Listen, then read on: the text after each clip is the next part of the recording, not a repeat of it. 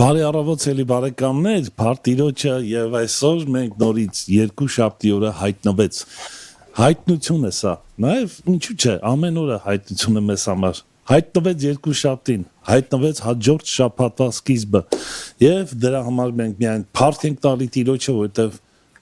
ամեն օրը նրանից է տրվում մեզ եւ սա այն օրն է, որ Տերը ստեղծեց։ Իսկ մենք արթնացել ենք եւ մեր օրը սկսում ենք Աստծո խոսքով։ Այսօր մեզ միացել է մեզ էլի Հայկ Պողոսյան եղբայրը, Հովիվ,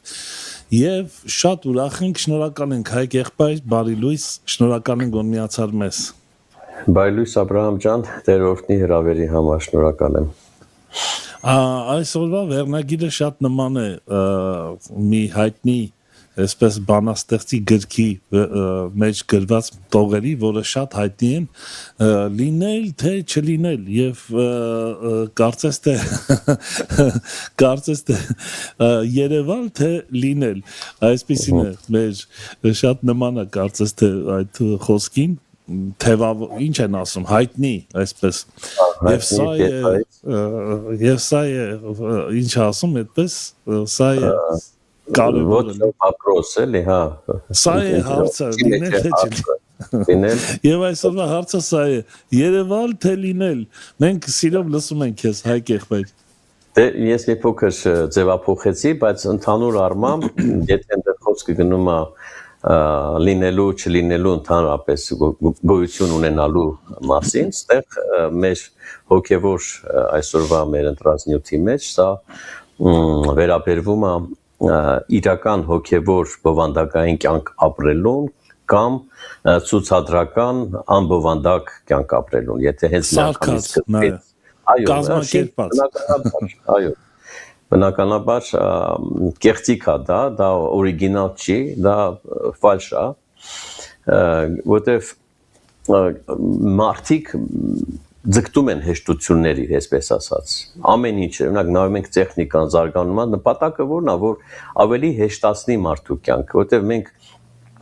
ճանապարհներ են կառուցում ավելի հեշտ շուտ հասնի մարդը, ինչ տեղը, մեքենաների, ասենք, կատարելագործումը, արագ ընթաց են, հիմա ամեն ինչը կատարելագործում է, որպեսզի մարդու կյանքը հեշտ լինի ավելի, բայց Այս հոգևոր բնագավառի մեջ մարդը ընտրում է ինչը հեշտ ճանապարհը իրական փոփոխություն կրելու փոխարեն մարդը ընտրում է ավելի շատ երևալու, որտեղ դա ավելի հեշտ է, քան ներքին բովանդակային փոփոխություն կրելը։ Եվ սա կարծում եմ մեր ժամանակների այս քրիստոնեական կյանքի ամենակարևոր, կարելի ասել, մարտահրավերներից, հարցերից մեկն է, որտեղ այսօր քրիստոնյաները կանգնած են ամենամեծ ընտրության առաջ, գնում են ավելի հեշտ ճանապարհով եւ ընտրում են լինելու փոխարեն երևալու ուղին, որտեվ երևալու համար դե մենք մի քիչ առաջ չանցնեմ, մարդը պետքա գին վճարի, իսկ ցույց տալու համար, ընդհանրապես երևալու համար պետք չի ոչ մի գին վճարել, փոփոխություններ կրել։ Բավական է որ դու լինես այն ինչ որ մարդիկ նույնիսկ քեզանից ակնկալում են, որ այդպեսին դու լինես։ Մարդը ավելի շատ զբաղված է այն հարցերով, թե ինչպեսին երևա մարդկանց աչքին, քան թե այն հարցով, թե ինչպեսին է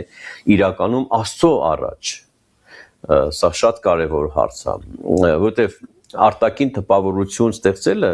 մարդկանց մոտ շատ ավելի հեշտ է, քան ներքին փոփոխության ճանապարհով անցնել։ Սա միակնթարթային բան չի, սա ճանապարհ է, որ ցանկացած քրիստոնյա, ցանկացած աստվածապաշտ անձնավորություն պետք է ունենա։ Եվ գիտես, մի հայտնի քարոզությունից մեկը մի անգամ մի բան ասեց աշխարհը վաղուց է հասկացել ինչպես փոխի եկեղեցին, բայց եկեղեցին այդպես էլ չհասկացավ ինչպես փոխի աշխարհին։ Այսօր մենք ապրում ենք այնպիսի մի աշխարհում, որտեղ գրեթե ամեն ինչ կառուցված է երևալու շուրջ, ցուցադրելու շուրջ։ Մարդիկ հատկապես սոցիալական ցանցերում ցուցադրում են իրենց հաջողությունները, նվաճումները, իրենց ուժեղ կողմերը, իրենց կյանքի լավ պահերը, գեղեցիկ պահերը, ձեռքբերումները, բայց մենք չենք տեսնում, եւ ասում եմ, էկրանից այն կողմ նրանց դժբախտությունները, ցախողումները, անհաջողությունները եւ մարդիկ նայում են այդ մարդկանց, ասում են, այս ինչ երջանիկ անձնավորություն է, բայց իրականությունը ճիշտ հակառակն է։ Մարդը ուղղակի փորձում է ցույց տալ իր ոչ թե միայն անկոտրում վիճակը, այլ նաև ուզում է ցույց տա մարդկանց, որ ես շատ ուրախ եմ, երջանիկ եմ, բայց իրական ուրախությունը Աստծո հետ լինելն է։ Իրական երջանկությունը, եթե մենք նայենք երանելիներին, այնտեղ երջանիկներ են, նրանք հոգով աղքատները, վերջապես հեզերը, սրտով մաքուրները, այս երջանկությունը իրականում հենց դրա մեջ է։ Ամեն։ Այսօր աշխարհը սովորեցնում է այն թե կարևոր չէ այն թե դու ով ես իրականում, այլ այն թե ինչպիսի տպավորություն ես դու մարդկանց վրա թողնում։ Սա կարծես ով ես դուն տեղափոխվել է երկրորդ պլան կամ ընդհանրապես մարդկանց մտքից դուրս եկած է ով ես դու, այլ ինչպիսի տպավորություն կարող ես մարդկանց վրա թողնել։ Ցավոք, այ ամբողջ խնդիրը սա է, որ այս քամիները կան, այս մեր շուրջն է, այս աշխարհը մեր շուրջն է, մենք այդ միջավայրի մեջ ենք, մենք այո, Տերը ասեց Հովհաննես 17-ի մեջ, ասում է, ես չեմ խնդրում, որ դու իրանց վերցնես, այլ որպեսզի չարիքից պահես։ Այսինքն խնդիրը նա է, որ Տերը մեզ չի վերցնում տանում մի անմարտաբնակ կղզի կամ այլ մոլորակ, մեկուսացնում, հա։ Այո, այլ մենք ապրում ենք, բայց այդ բարքերը աշխարհային չպիտի մեր վրա տեղ գտնի։ Այս մտածելակերպը ցավոք սրտի ներթափանցել է քրիստոնյաների կյանքը եւ այսօր աշխարհիկների ոճը մեկ էլ հանկարծ տեսնում ես քրիստոնյաների կյանքի մեջ եւ աստի ճանապարհ տեղի ունենում վտանգավոր փոխանակում, փոփոխություն է տեղի ունենում, իրականությունը փոխարինվում է կերպարով ներքին կյանքը արտաքին գործնեությամբ սրտի փոփոխությունը հոգևոր տերմինոլոգիայով մարդիկ կարող են հոգևոր տերմիններով, հոգևոր դատողություններով, հոգևոր լեզու ունենալը փոխարինեն սրտի փոփոխության հետ։ Մարդը լեզվով ուրիշ բան է, հենց Տեր Հիսուսը մեջ բերեց Եսայիա մարգարեության խոսք ասում այս մարդիկ ինչ են անում, շուրթերով են միայն պաշտում, այսինքն ցույց են տալի ինչ որ բան, բայց իրանց սիրտը հեռացած է։ Աստուն հաճեցնելու ցանկությունը մարդկանց հավանությանը արժանանալու ցանկությամբ շատ հաճախ փոխարինվում, բայց Գաղատացիս առաջի գլուխ 10-րդ խոսքը Պողոս առաքյալ ասում է, քանզի հիմա մարդիկ կհաճեցնեն, թե Աստված, հարց է տալիս, կամ մարդկանց հաճելի լինել կփնտրեմ, քանզի եթե ես տակավին մարդկանց հաճելի լինեի, ել Քրիստոսից առան չէ լինի։ Ինքը հենց սկզբից ինքը հենց Գաղատացիս թղթի առաջի գլխում խոսում է այս կարևորագույն բանի մասին, որպես օրինակ իր համար որդեգրած մի ուղի սկզբունք, որ ես չեմ ուզում ոչ թե մարդկանց աչքին հաճելի երևալ, հաճեցնեմ մարդկանց, այլ Աստծուն հաճելի լինեմ։ Չեմ փնտրում, այսօր ինչքան մարդիկ փնտրում են մարդկանց կողմից ընդունելության արժանանալու, չգիտեմ, բազմաթիվ լայքեր գիտես այդ հավանություններ, դիտումներ ապահովելու, բայց իրականությունը Աստծո ոգևոր իրականությունը այլ է։ Քրիստոնեական կյանքի ամենամեծ ողբերգություններից մեկը հենց սա է, որ մարդը շատ ավելի սկսում է աշխատել իր հոգևոր կերպարի վրա, քան հոգևոր վիճակի վրա։ Արտաքին այդ կերպարը ապահովելու խնդիրն է արդեն դրված մարդկանց համար, բայց ես մի քանի անգամ ես միտք ասել եմ, գուցե կոմոտել եմ ասել ուրիշ կերպի մեջ, բայց Աստված մեզ կանչել է կոչվելու համար եւ կոչել է լինելու։ Մենք կոչված ենք կոչվելու, կոչված ենք լինելու։ Այո, Աստված մեզ կանչեց, ինչի համար, որպեսզի մենք կոչվենք Աստծո որդիներ, բայց կոչվելը եւ լինելը սրանք իմ կարծիքով տարբեր բաներ են։ Հենց այս կոնտեքստի մեջ Պողոս առաքյալը Տիմոթեոսին, 2 Տիմոթեոս 2:15-ի մեջ շատ գեղեցիկ խորհուրդ է տալիս։ Ասում է. «Ջանա, ջանքարա, քո անձդ ընտիր ցույց տալու Աստծո առջև»։ Սա շատ կարևոր է, ոչ թե մարդկանց առջև, այլ Աստծո քո ջանքդ անձդ ընտիր ցույց տալ, այո, ինչի անձդ, որովհետև անձի մեջ մտնում է մարդու միտքը, զգայարանները, կամքը, ներքին իր էությունը, նրա որոշումները, կառավարումը, Աստծո առջև, այո, իր համակարգը կառավարման, այո, ոչ թե լսարանի առաջ, ոչ թե սոցիալական ցանցերի մեջ, այլ Աստծո առաջ։ Մենք հաճախ փորձում ենք լավ երևալ մարդկանց առաջ, որովհետև մարդկանց կարելի է տպավորել, բայց երբեք չի կարելի տպավորել Աստծուն այդ արտաքին միայն կերպարանքով։ Հայկ եղբայրնայ, կա այսպիսի մի հատ ասույթ էլ, որ ինձ համար կարևոր չի մարդկանց կարծիքի մասին, միայն կարևոր է Աստծո կարծիքի մասին։ Այ օրինակ սա էլ անընդունել է, որովհետև մի հատ խոսք է, կուզեմ հիմա դրա մասին կարդալ, բայց կարծում ես, որ այդ բալանսավորված կյանքը պետքա մարդկանց կարծիքն էլ է կարևոր, բայց ոչ թե որ այդ կարծիքը քո մասին ես ուզում ինչ-որ բաներ հավաքես, ասենց ասած, ինչ են ասում, քո մասին դիվիդենտներ հավաքես, բայց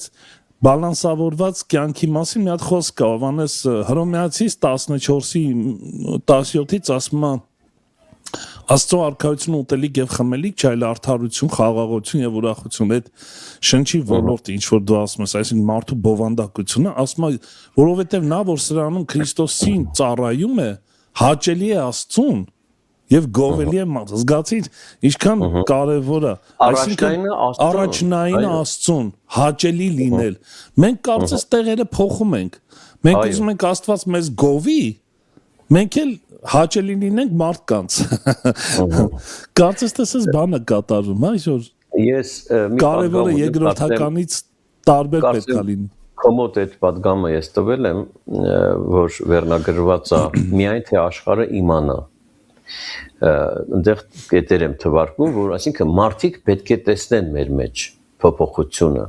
Հիսուս Քրիստոսը Հովհաննես 14-րդ մեջ ասեց. միայն թե աշխարհը իմանա, որ ես սիրում եմ Աստծուն եւ անում եմ այն, ինչ որ ինքը ինձ ասում է։ Սա շատ կարևոր է, բայց առաջնայինը Աստծուն հաճեցնելու տեսանկյունից մենք այո դա պետք է երևան, որ մենք պիտի ոչ թե ցույց տանք ինքնա նպատակ, ինչ որ ձեռքբերումներ, հոգևոր բնագավառում հաջողություններ, այլ Աստծո մոտենալով նրան հաճեցնելով մարդիկ պիտի տեսնեն, որ մենք այդ ճանապարհի մեջ ենք։ Այո, Պողոս առաքյալը որ մենք նրա ծառան ենք կամ նրա որդին ենք։ Այդ իմաստով շատ կարևոր է։ Կարելի է այո տպավորել խոսքով, կարելի է տպավորել ծառայություններով, կարելի է տպավորել գիտելիքներով, նույնիսկ տպավորել զոհաբերություններով։ Հիմա եթե նայենք առաջի Կորինթացիս 13 գլուխը, սիրո գլուխն է, չէ՞, ասում է մարմինս արվելու տամ, այս անեմ, այն անեմ, բայց ծեր չունեն, ասինքն բովանդակային խնդիր չի, որտեղ բովանդակությունից չի բխում, թեկուզ այդ անznուրացություն կոչվածը, մենք նայում ենք երևույթին, մարդը անznուրաց է, չէ՞, մարմինը արվելու է տալիս, բայց մենք տեսնում ենք, որ դա չի բխում ներսի բովանդակությունից, այլ արտաքին ինչ-որ բանա մարդկանց ինչ-որ բաներ ցույց տալու համար, որ տեսեք ես այս բաները կարող եմ անել, որովհետև շարժիչ ուժը պետք է լինի Աստծո նկատմամբ սերը եւ այո երկու պատվիրան կա մեր բոլոր գործունեությունները գործողությունները այս երկու պատվիրանի մեջ պիտի տեղավորվի սիրիր քո Տեր Աստծուն եւ սիրիր քո ընկերոջը քո անձիդ պես այո մենք չենք կարող Աստծուն տպավորել նա տեսնում է ոչ միայն մեր գործերը այլ դրանց աղբյուրն է տեսնում դրանց շարժարիտներն ա տեսնում ոչ միայն մեր խոսքերը շարժարիտներն ա տեսնում որտեղ մարդը կարա խոսի նույն տարբեր մարդիկ նույն բանը կարող են խոսել բայց տարբեր շարժարիտներից եւ այսօր քրիստոնեական կյանքի գլխավոր հարցերից մեկը սա է որ ով ենք մենք ասա շատ կարեւոր հարց է ով ենք մենք երբ որ մեզ ոչ ոք չի տեսնում բացի Աստծո ով ենք մենք երբ որ մենք առանձին ենք Երբ որ մենք մենակ ենք, երբ որ մենք մարդկանցով շրջապատված ենք, այն ենք մենք, իրականը հենց նա է, երբ որ մենք մենակ ենք, առանձին ենք Տիրոջ առաջ։ Այս է կարևորը։ Որտեւ Աստված ոչ թե նայում է մարդու արտաքինին, դա գիտենք, հայտնի մի խոսք է Առաջի Թագավորաց 16:7-ում գրված, որ մարդը նայում է արտաքին տեսքին, բայց Տերը նայում է մարդու սրտին։ Քարոզիչներից մեկը մի անգամ մի հետաքրքիր բան ասեց վերջի ժամանակների քրիստոնեությունը պետք է գլխային քրիստոնյա լինի, ոչ թե սրտի քրիստոնյա։ Այսինքն գլխով են ամեն ինչին մոտենում։ Ռուսերենով ասում է «Головное христианство», не от сердца։ Բայց քրիստոնեության բովանդակությունը սրտի, չի ասում Երանի սրտով մաքուրներին։ Չի ասում գլխով մաքուրներին կամ խելացիներին, այլ սրտով մաքուրներին, որտեղ նրանք կտեսնեն Աստծո։ Այսինքն գլխով մաքուրները այդ պայմանական խոսքը վատ չի, բայց եթե գլխից չի տեղափոխվել, սիրտը այդ է խնդիրը։ Ավելի շուտ սրտից չի տեղափոխվել գլուխ, սրտից չի։ Գլուխը չի։ Այո։ Սա իհարկե ամենակարևոր սկզբունքներից որովհետև մենք գիտենք հայք եղբայր, տես օրինակ մենք գիտենք սա, դու խոսքը կարող եմ արտանգիր իմանա, բայց սրտում չունենա, ամբողջ խնդիրը սրանում է։ Հիսուս ասեց նա այն սիրողը, որ ունի իմ պատվիրանքները, չի ասում գլխում։ Դա սրտի մասին է, ունենալը սրտին է վերաբերվում, ոչ թե գլխին։ Սա շատ կարևոր է, այո։ Ինչ կա մեր ներսում, սա է կարևորը։ Ինչ կա մեր ներսում, ոչ թե արտաքին աստվածպաշտության կերպարանքը։ Մարդիկ տեսնում են այո մեր ծառայությունը, Աստված նայում է մեր սրտին։ Մարդիկ տեսնում են մեր խոսքերը, Աստված նայում է նաև մեր լռությանը, որովհետև Սամուս 2-ն ասում է իմ ոսկորներս չորացան, ամառվա չորության պես, ասում է, երբ որ ես լռում էի ամեն օր աղաղակելովս, բայց ռուսեն թարգմանության մեջ ասում է «Когда я молчал», որտեղ բան կա, որ մարդը պետք է Տիրոջ առաջ խոսի, բայց շատ հաճախ մենք ակտիվ ենք մարդկանց մոտ խոսելու, բայց Տիրոջ առաջ լռում ենք այն բաների մասին, որ պիտի խոսենք։ Դա շատ կարևոր է։ Աստված նայում է մեր լռությունը, որ պետք է խոսենք, մենք չենք խոսում իր մոտ, իր առաջ, մեր սիրտը դատարկելու առումով։ Այո, մարդիկ տեսնում են մեր թվացյալ հաջողություն, այդ վերնագրի մեջ մենք լինել թե թվացյալ մեր հաջողությունները, բայց Աստված նայում է մեր սրբությունը, ինչքանով է հաջողված մեր կյանքը հենց սրբության բնագավառի մեջ։ Եթե Տերը այսօր օրինակի համար հանկարծ գար եւ շրջեր մեր եկեղեցիների մեջ, ծառայությունների եւ անձնական կյանքերի միջով անցներ եւ ինչպես որ շրջեց 7 եկեղեցիների մեջ, արդյոք նա չէր ասի քո դեմ բան ունեմ։ Ես կարծում եմ, որ կասեր, որովհետև որոշ աստվածաբաններ ասում են, որ այդ 7 եկեղեցիները 7 դարաշրջաններն են կամ իրականում դե գիտենք, որ 7 եկեղեցիներն եղել են եւ ասում են տարբեր դարաշրջաններում հիմա եկել ենք այս վիճակին, որ արդեն դե Սարդիկեի եկեղեցուն վտանգը ինչի մեջ էր կայանում։ Երրորդ գլուխ առաջի համարը հայտնության գրքի։ Դու ասում ես դու անուն ունես, թե կենթանի ես, բայց մեռած ես։ Սա նույնպես տեղավորվում այսօրվա մեր թեմայի մեջ, որ տես թերևս սա ամենասարսափելի գնահատականներից մեկն է, որ Աստված տվել է եկեղեցուն։ եւ ուշադրություն դարձրենք, նա չասեց դու վատ համբավ ունես, ընդհակառակը անուն ունես, ճանաչում ունես, մարդկանց կողմից կենթանի լինելու այդ ճանաչումը կամ գնահատականը մարդկանց կողմից ունես։ Լավ անուն ունես, գեղեցիկ ծառայություններ, ակտիվ գործունեություն գուցե ունես, կազմակերպված եկեղեցական կյանք, մարդկանց հարգանքն ես վայելում, բայց Աստված ուրիշ գնահատական է տալիս այս եկեղեցուն, եւ հենց սա է Սարդիկեի ողբերգությունը, որ ոչ թե որ մարդիկ վատ կարծիք ունեին իրանց մասին, այլ Աստված էր, որ նրանց մեռած էր գնահատում։ Աստծո գնահատականը այո, հաճախ կարող է տարբեր լինել մարդկանց գնահատականներից, բոլոր մարդկանց գնահատականներից, բայց նույնիսկ այս վիճակի մեջ, Աբրահամ ջան, այս վիճակի մեջ Տերը լուծում ունի։ Տերը լուծում ունի, եւ եթե նայենք Եփեսացիս 5-րդ գլուխ 14 խոսքին, Պողոս Առաքյալը ասում է. «Արթնացիր դու որ կքնանաս եւ կանգնի մեռելներից, ու Քրիստոս քեզ լույս պիտի տա»։ Այո, այս պատգամը շատ ակտուալ է նաեւ Սարդիկեի եկեղեցուն։ Դու անուն ունես, որ կենթանի ես, բայց մեռած ես, բայց հիմա այս վիճակի մեջ արթնացիր մեկ, որ կքնանաս, ու եւ տեսնում եք, որ այդ քնանալը կապ ունի մեռած լինելու հետ, կանգնի մեռելներից եւ Քրիստոսը քեզ լույս պիտի տա։ Սա Տիրոջ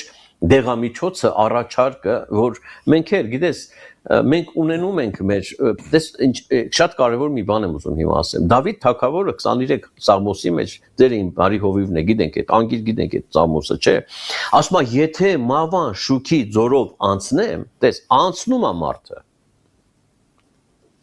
Դու այնտեղ էլ ինձ կպաշտպանես, չէ, բայց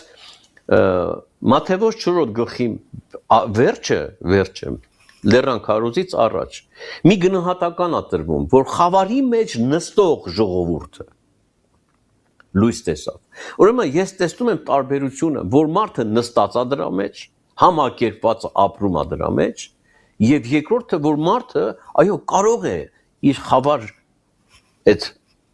ընթացք ունենա, ինչ որ մի փուլ ունենա այդ խավարի, որ անցնի, ոչ թե համակերպի դրա մեջ նստի։ Հիմա նույնիսկ եթե մենք ոչ թե նստած ենք, այլ անցնում ենք, լավ լուր ունեմ մեր լսարանի բոլորիս համար, որ Տեր ասում է կանգնի, դու որ կքնանաս, արթնացիր եւ կանգնիր մեռելներից եւ Քրիստոսը քեզ լույս պիտի տա։ Այսինքն նա է, որ մեզ արթնացնում է, նա է, որ մեզ մեռելներից հարություն է տալիս։ Լավոդիկեի վտանգը ինչի մեջ էր կայանում, Աբրահամ ջան։ Տես, Սարդիկեի եկեղեցին ենք նամ, Լավոդիկեի եկեղեցին, ինչի, որտեվ իրանք այդպիսի կարծիք ունեին իրանց մասին, իրանք։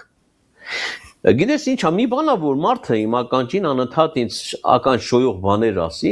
եւ ինձ վնասի, բայց մի բան է, որ ես այդ կարծիքը իմ մասին ձևավորեմ, բայց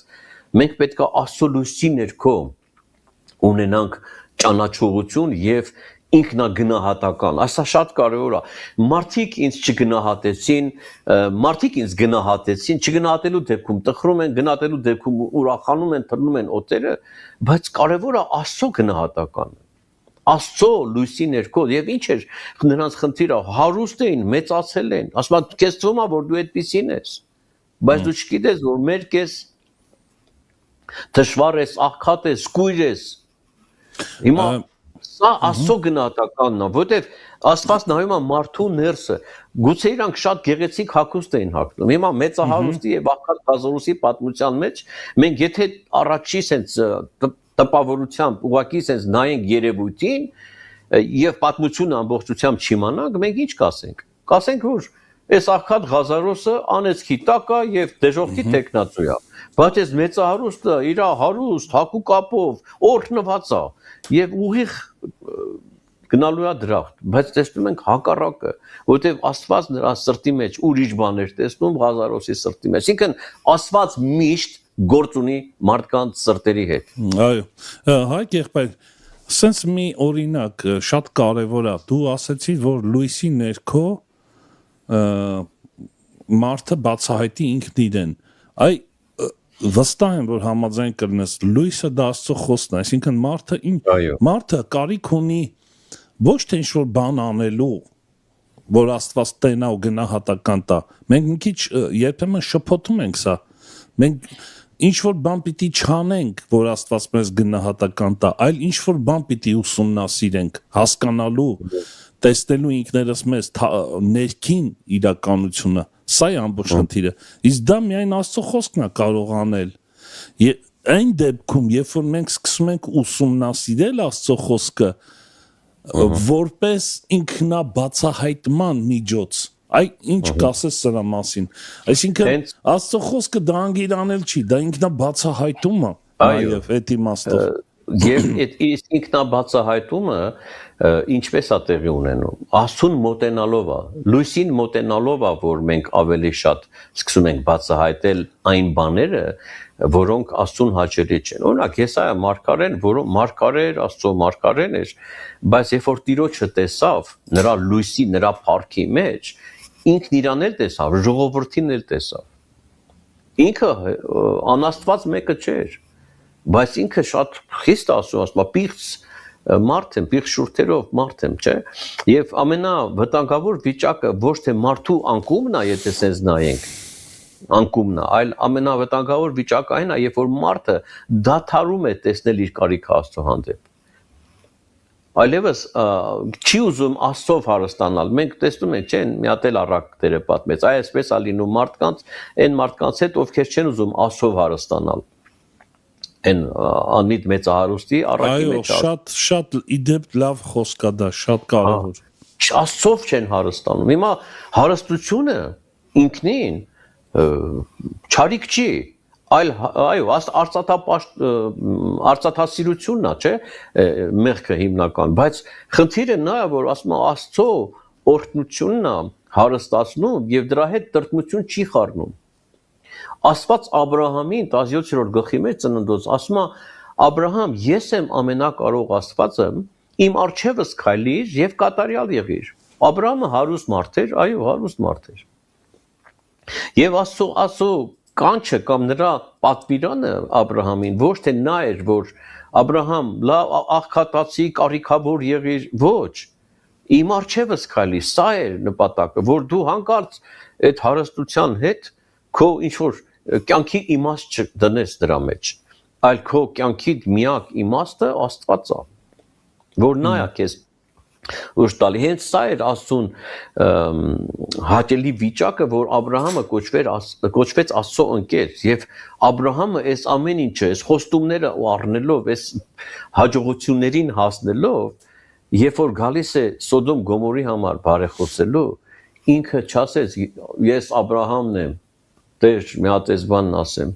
ասեց ես հող եմ ու մոխիր եմ, ով եմ մենք, այո, երբ որ մարդը ինքը առանձին էր, ինքը շրջապատված չէր մարդկանցով, ինքը իր ծածուկում էր Տիրոջ հետ այդ հարցերը քննարկում, այո, նորից ենք վերադառնում այս հարցին, ով ենք մենք, երբ որ Աստծո մոտ առանձին ենք մենք, մենակ ենք, ոչ թե մարդկանց մեջ, մասսաների մեջ, պաշտամունքի մեջ, եկեղեցական այդ ակտիվ գործնեության մեջ, այլ առանձին ծածուկում մենք ով ենք Աստծո առաջ։ Այս սա ենք մենք։ Դա իրական մեր բնությունն է։ Ես թույլ կտաս մի հարցամ շատ կարևոր, որովհետև տես ինչի հարցս այսպես է, ինչի համար է մարդը վախենում ինքնաբացահայտումից։ Օրինակ ինքնաբացահայտման շատ ուրիշ տարբերակներ էլ կան։ Բացի Աստծո խոսքի, որը կարևորագույնն է, ինքնադատապարտման, անլիարժեքության զգացում է գալիս մարդու կյանքում, ինքը հուսահատվում է, այդպիսի երևույթներ են լինում։ Սա էլ ինչ որ բան, որ բացահայտում է իր կյանքում, օրինակ խավարներ կան ինչ որ բան բացահայտի, ասի տես դու ինչ վատն ես օրինակի համար, Աստված քեզնից երես է թեքել։ Այ մարդը միշտ վախեր ունի բացահայտելու ինքն իրեն, նա միշտ այդ վերք է ցավը փորձում է ուրիշ բաներով, նարկոտիկներով օգտագործի, բանանի, թմրացնի, նարկոտիկ ասելով իհարկե ուղիղ իմաստով չեմ ասում, այ ինչ կասես սրա մասին, եւ Աստծո խոսքն էլ բացահայտման, այսպես տարբերակ ունի, բայց տարբերությունը ինչու՞մ է կայանում, այս սա շատ կարևոր է, որովհետև Մարդը միշտ վախենում է բացահայտվելուց։ Երկու օրինակ բերենք, մեկը Ադամի օրինակը, երկրորդը Սավուղի օրինակը բերենք։ Ադամը Եդեմական պարտեզում մեղ գործելուց հետո պահկվեցին թփերի տակ, երկրորդը Սավուղը, երբ որ ինքը անհնազանդության մեղ գործեց, ինքն էլ նախ փորձեց ինքն արդարանալ եւ ստեղ երկուսի դեպքում էլ ես տեսնում եմ թերի Աստված ճանաչողությունը։ Երկու տիպի հանդիմանություն կա։ Մեկը Աստծո հանդիմանությունն է, երկրորդը թշնամու հանդիմանությունն է։ Որն է տարբերությունը։ Մեկը որ թշնամին, երբ որ մարդուն հանդիմանում է, մարդուն գցում է ինքնադատապարտության մեջ եւ փակուղի է։ Եվ ինքնա ոչնչացման, նաեւ էսի շատ կարևոր է։ Երկրորդ դեպքում Աստված, երբ որ մարդուն հանդիմանում է, մարդուն ցույց տալիս ուղին, ելքն է լինելու ուղին։ Ես մի անգամ ասեցի, մեր մոդել եմ ասել, որ սատանան երկու սուտ ունի։ Մեկը ասում է դու արդար ես եւ արժանի ես, երկրորդը ասում է դու մեղավոր ես եւ արժանի չես։ Մի դեպքում հպարտություն ա բերում, երկրորդ դեպքում ինքնադատապարտություն, որովհետև մեր արդարությունը Քրիստոսն է։ Երբ որ նայում ենք մենք մեր արժանինքներով չի որ Տերը մեզ հատուցում, այլ իր շնորհն ու ողորմությունն է, այո, որ Տեր Հիսուս Քրիստոսով մենք ձեռք բերեցինք ոչ թե մեր արժանինքներով, այլ հենց իր գալով, որովհետև Աստված տեսավ, որ ուրիշ ելք չկա։ Մարդը չի կարող իր սեփական արժանինքներով Աստծո բարեհաճությունը վաստակի։ Այո, մարդը հենց այդ պահին է, որ սկսում է լինելու փոխարեն ընտրել ցուցադրելու ուղին։ Ոչ թե մարդը սկսում է ապրել Աստծո ներկայությամբ, այլ սեփական հոգևոր խաղն է սկսում, այսպես կոչված։ Իր կերպարն է սկսում ձևավորել։ Հենց այստեղ է, որ մեր այս բեմական կյանքը մարդու մոտ արդեն ի հայտ գալիս կամ դերասանություն սկսում, որը մենք այս սուրբ գնային լեզվով կոչում է փարիսեցիություն եւ տես գրածա կեղծավոր փարիսեցիություն։ Որտեւ եթե նայենք Մատթեոս 23 գլխի մեջ, մենք տեսնում ենք, որ վայ ձեզը կեղծավոր փարիսեցիներ, վայ կեղծավոր անընդհատ այդ վայը կեղծավորը փարիսեցին կրկնվում է, սրանք առանձին չեն, որտեւ չի կարա օրհնություն լինի կեղծավորության մեջ։ Եթե կա կեղծավորություն, վայ կա։ Փարիսեցիություն կա, ուրեմն կեղծավորություն կա։ Փարիսեցության քամին, ես ուզում եմ շատ պատասխանատու հայտարարություն անեմ, փչում է բոլորի վրա անխտիր։ Բայց դե խնդիրը ինչի մեջ է։ Այդ քամիները փչում են, բայց կախված նրանից, թե ինչպես ես դու վարվում այդ քամիների հետ, դա կորոշի դու կլինես օրիգինալ բովանդակային քրիստոնյա կամ կտրվես այդ քամիներին եւ կգնաս այդ հեշտ ճանապարհով, որովհետեւ ես ինքս իմ կյանքը ուսումնասիրելով, խորանալով իմ կյանքի մեջ ես նկատեցի, որ իմ մարմինը հակված է երկակի կյանքին։ Այդ երկակի կյանքին եւ Աստվածաշնչյան լեզվով դա կոչվում է փարիսեցիություն։ Ու հետո նկատեցի, որ դա մենակ ես չեմ։ Ես այո, մարգարեն, երբ որ իրան տեսավ, եւ տեսավ, որ շրջապատի մարդիկ են այդպիսին։ Բայց Տերը ասեց, ես չեկա առողջների համար։ Առողջները բժշկի կարիք չունեն։ Լակներս մի հատ հարց տանք էլի Տիրոջ, ասենք, իսկ միթե առողջ մեկը կա։ Սուրբ Գիրքը ասում է, արդար չկա, մեկն էլ չկա։ Ուրեմն խնդիրը ոչ թե նրա մեջ է, որ մեկը առողջ է, մեկը հիվանդ, այլ նա որ այդ մարդը իրան բացված չի Աստծո լույսի ներքո իր հիվանդ լինելը եւ դրա համար չի գնում բժշկի։ Մենք բոլորս մեր բոլորի մեջ մենք ունենք ցանկություն լավը երևալու, գնահատված լինելու, նկատված լինելու, ընդունված լինելու, մարդկանց հավանությանը արժանանալու։ Սրանք գիտես ինչա, սա մեր մարմնավոր ցանկություններն են։ Սա հոգուց բխող մի բան չի, սա մարմնավոր է։ Սա մարմնավորն է, որտեղ մենք այո Պողոս առաքյալը մետեղ ասում է, որ 10-րդ գլխի մեջ երկրորդ կոնտացից ասում է մենք թեպետ մարմնի մեջ ենք ապրում, այո մարմնի մեջ ենք, մարդիկ մեզ մարմնով են տեսնում, բայց մարմնավորապես չենք զինվորություն անում։ Ուրեմն սա հոգևոր պայքարը պատերազմն է, որ մենք պիտի մղենք։ Այո, մենք ի վիճակի չենք կանգնացնելու որոշակի քամիներ, գործընթացներ, ինչ-որ բաներ,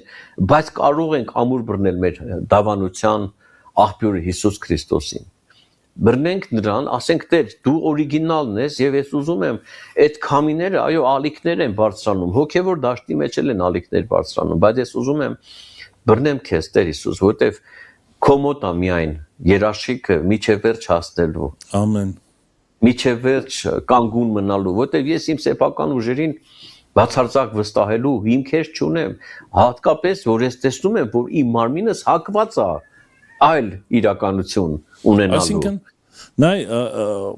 Հայկ եղբայր, այսինքն երկու խնդիր կա ստեղ, կամ մենք ժամանակավոր իլյուզիա ենք ստեղծում, որը իր մեջ ունի ժամանակավոր իմաստ, նա մի օր փլվելու է,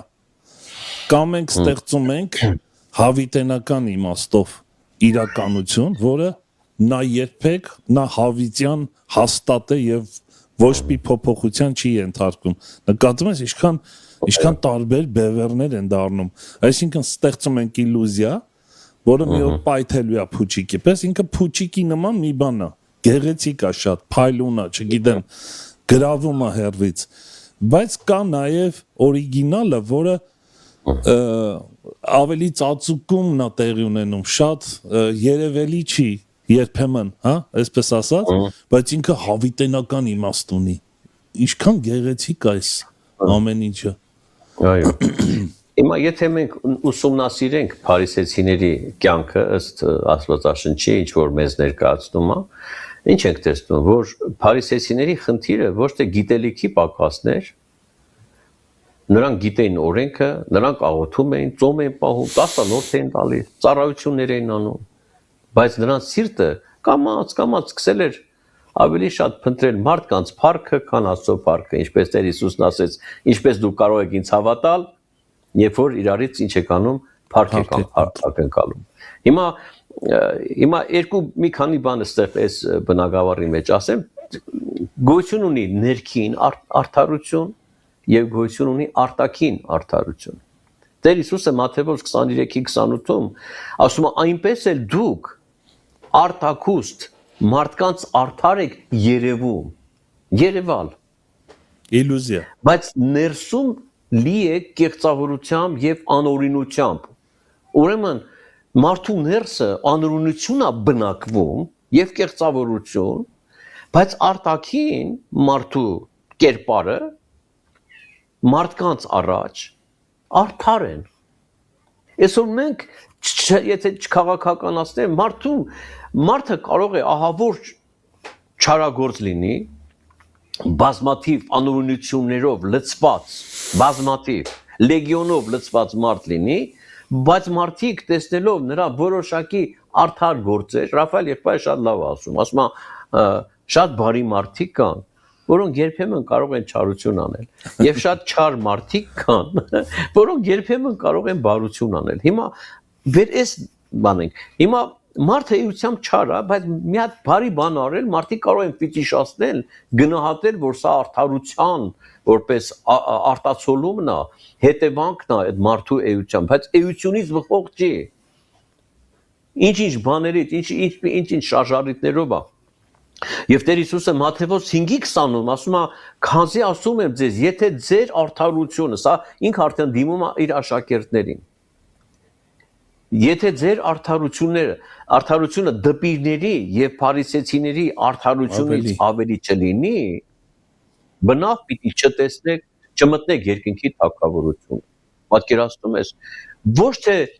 որոշակի վարձքից կընկնեք, սա շատ կարևոր շեշտադրում։ Ուրեմն միայն փարիսեցիների արդարությունը կամ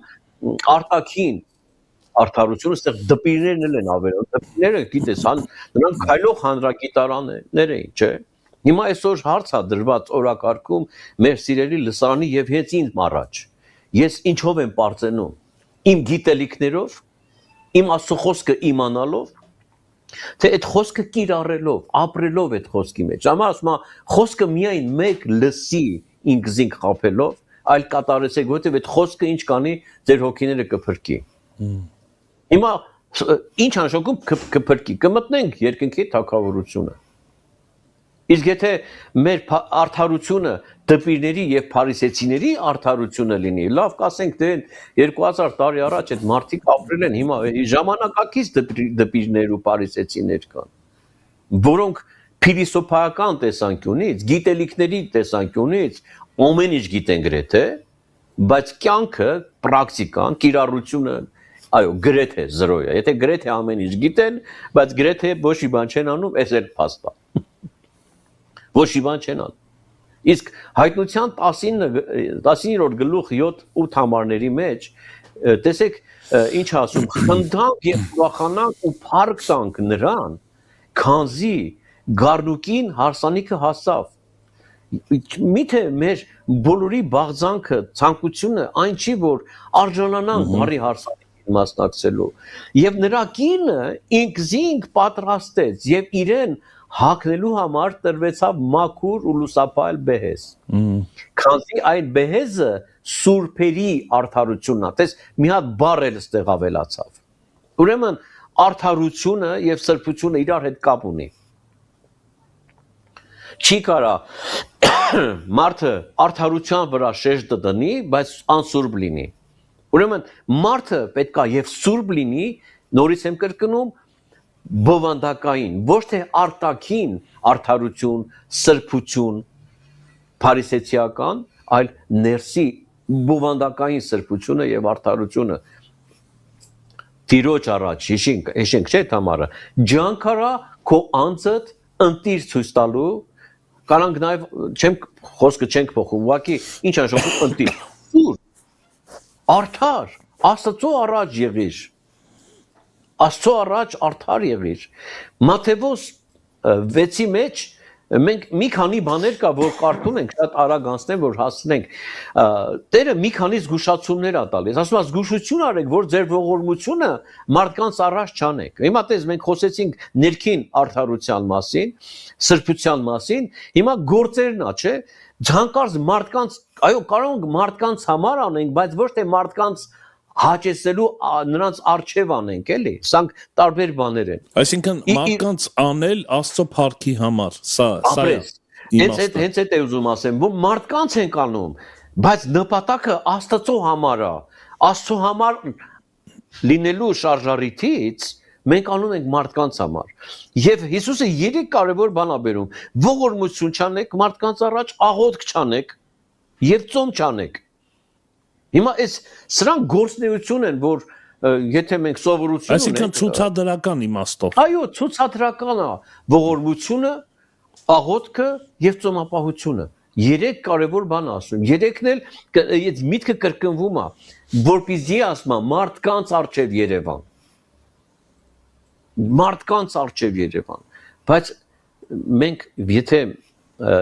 վերադառնանք 5 տակարանի վերջի գրքին, Տերը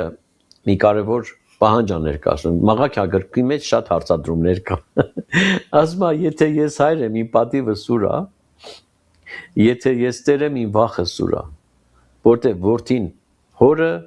ծառան իր տիրոջը պատիվ կանի։ Մենք երբ որ մենք չեմ շեշտը դնում հոր վրա, որովհետև երբ որ ասում ենք հայր, նշանակում է, որ մենք նույն բնությունից ունենք։ Մենք պատկանելություն ունենք նրան։ Պատկանելություն ունենք։ Հորը, երբ որ մենք չենք առանձին ծառաներ չենք, մենք որպես որդիներ ծառաներ ենք մեր հոր։ Իսկ եթե մարդը չի նայում որպես որդի, շատերը կգան կասեն քո անունով էս արինք, այն արինք, մենք տեսնում ենք, որ այստեղ արդեն բնության խնդիր կա։ Որ այդ բնությունից մարդը չի օգտվել, այդ բնությունից ելնելով եւ այդ բնության համար չի արել այդ բաները։ Այս սա է տարբերությունը լինելու եւ շատերին ցավալի որոշում պետք է ունենան, ասինքն որոշում պետք է լսեն Աստծո կողմից, որտեվ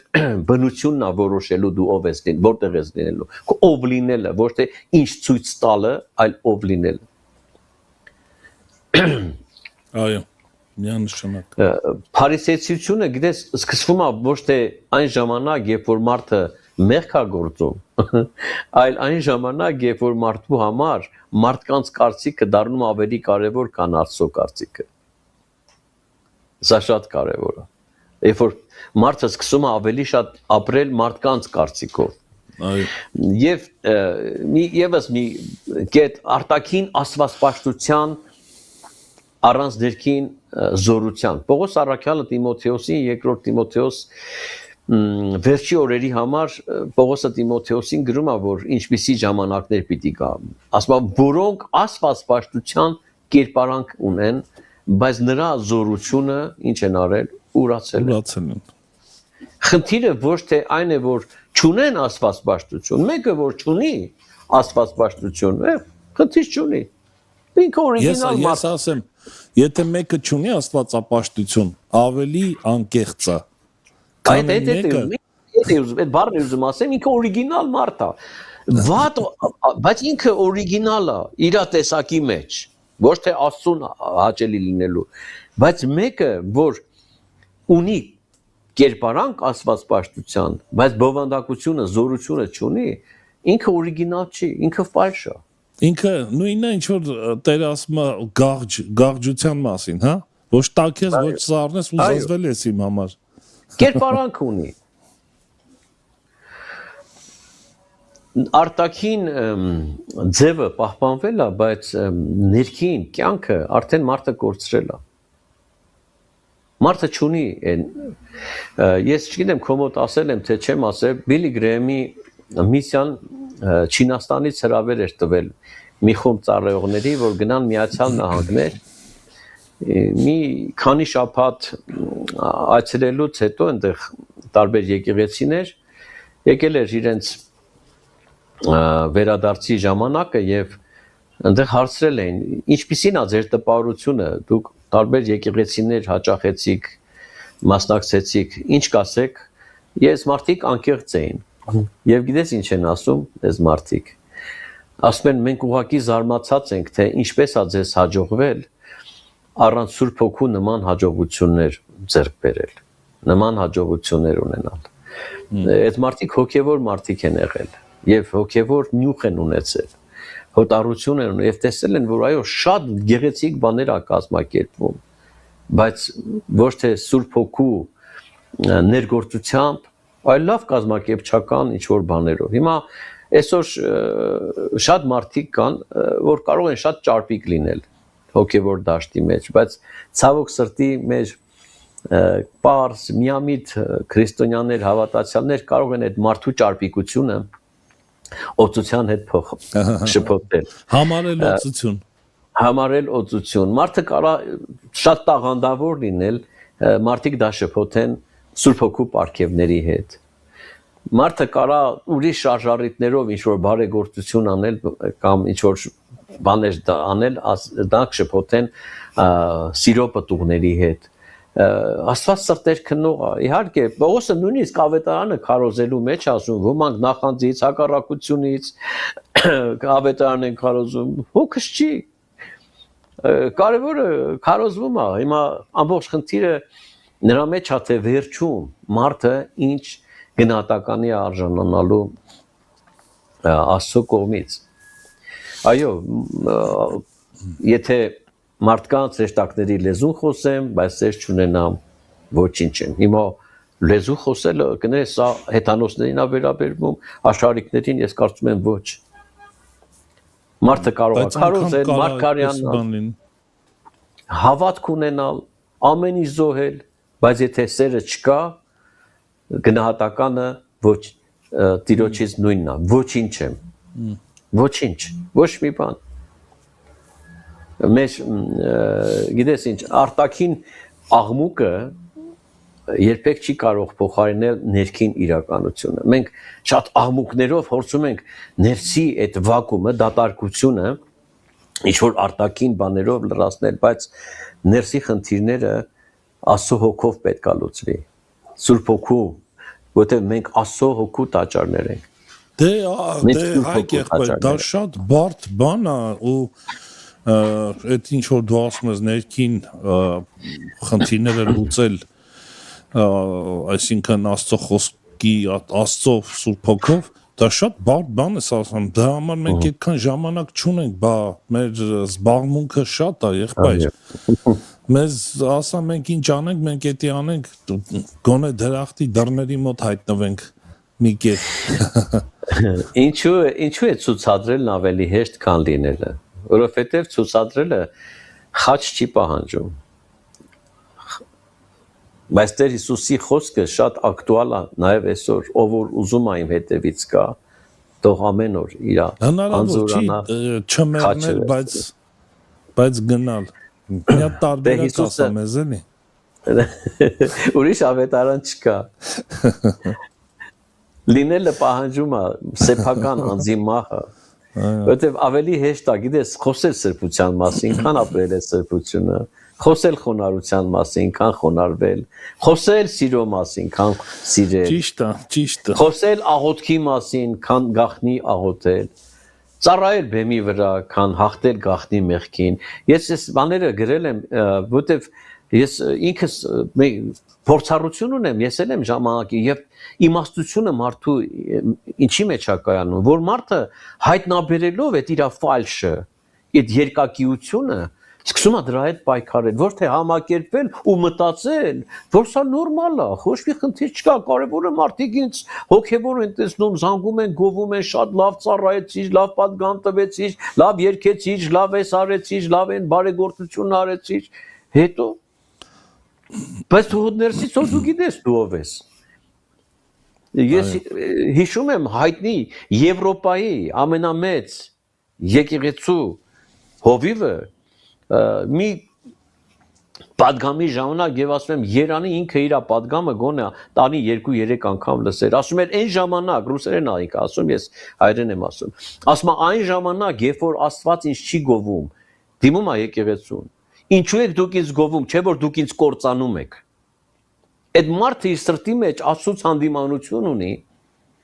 բայց եկեղեցու ժողովուրդը առավոտից իրիկու երգում են չկա քիզի նման դու ես աննման։ Եվ ինքը ուղղակի պարզ տեքստով ասեց ինչի եք դուք ինձ գովում այն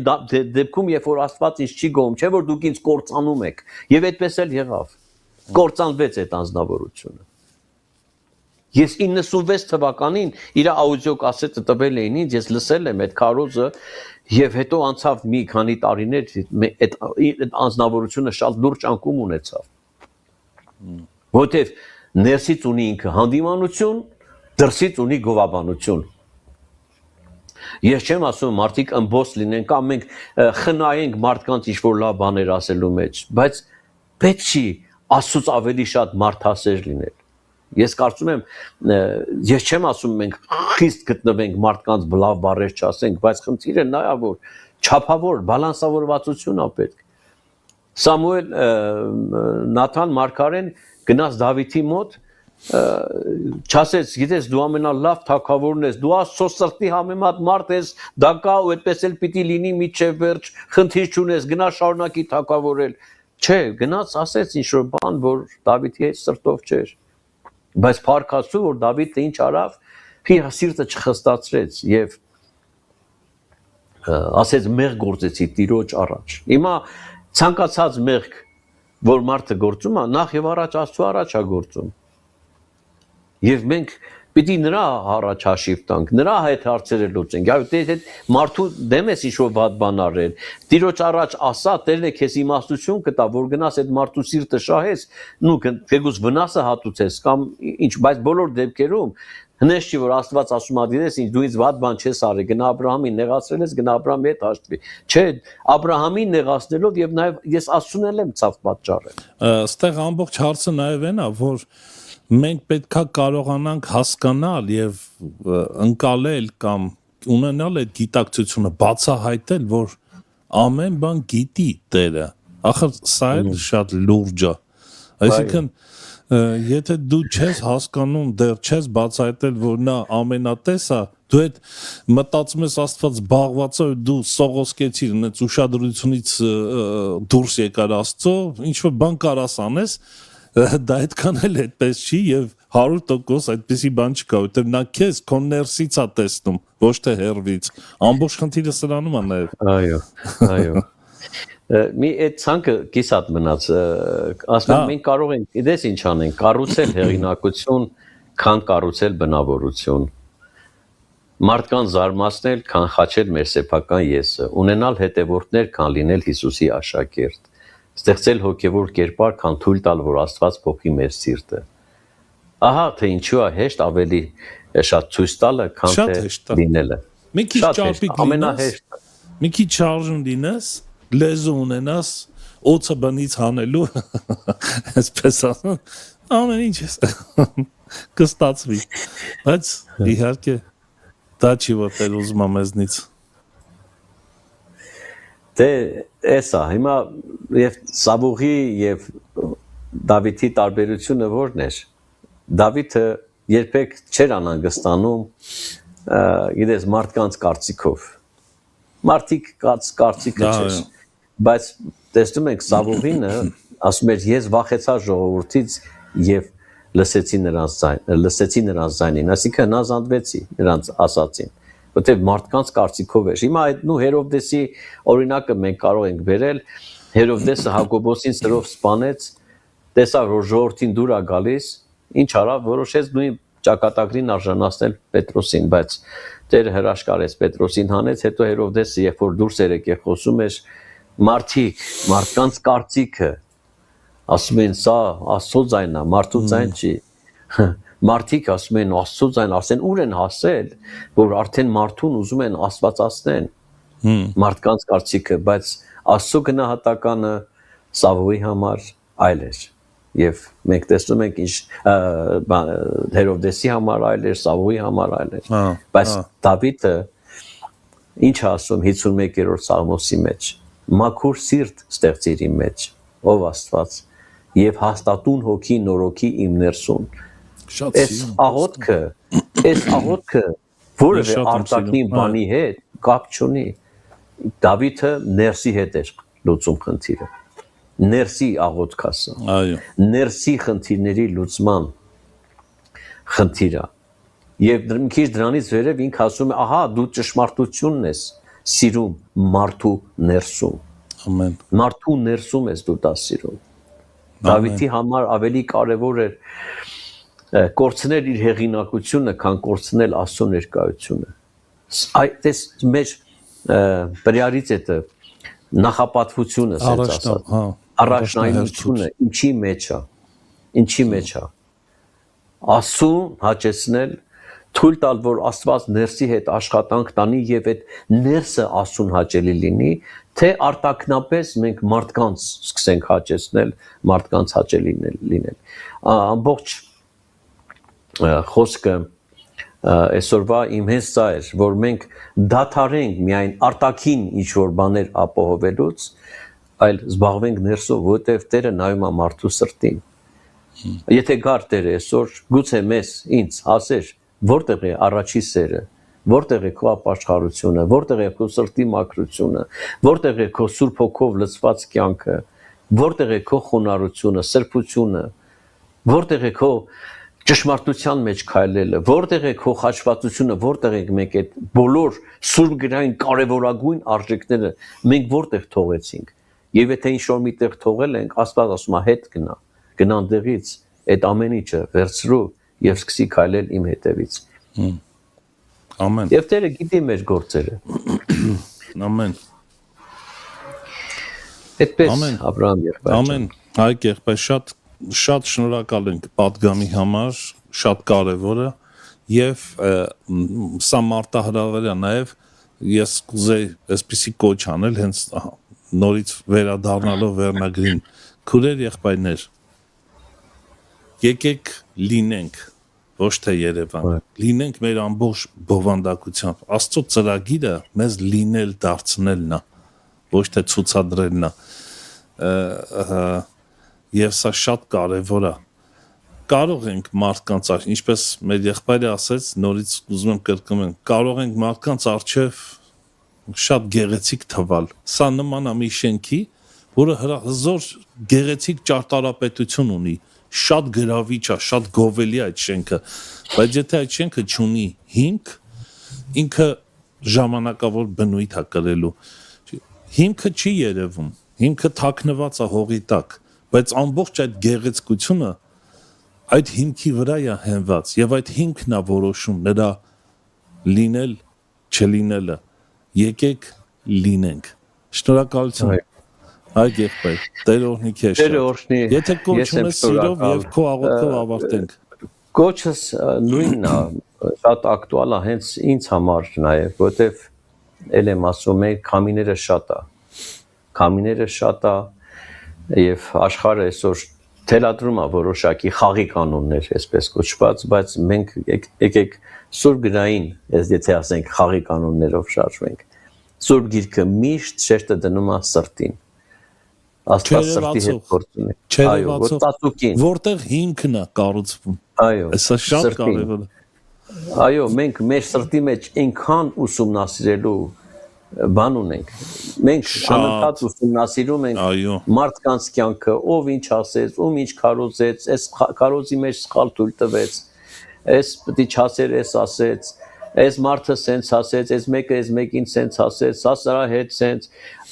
բայց այս ժամանակ չենք ունենում մեր սրտով զբաղվելու։ Ուղղակի դա թշնամու խաբկանքն է, որ մարդուն այնքան է զբաղվածություն տվել, որ մարդը չունենա ժամանակ ինքն իրանով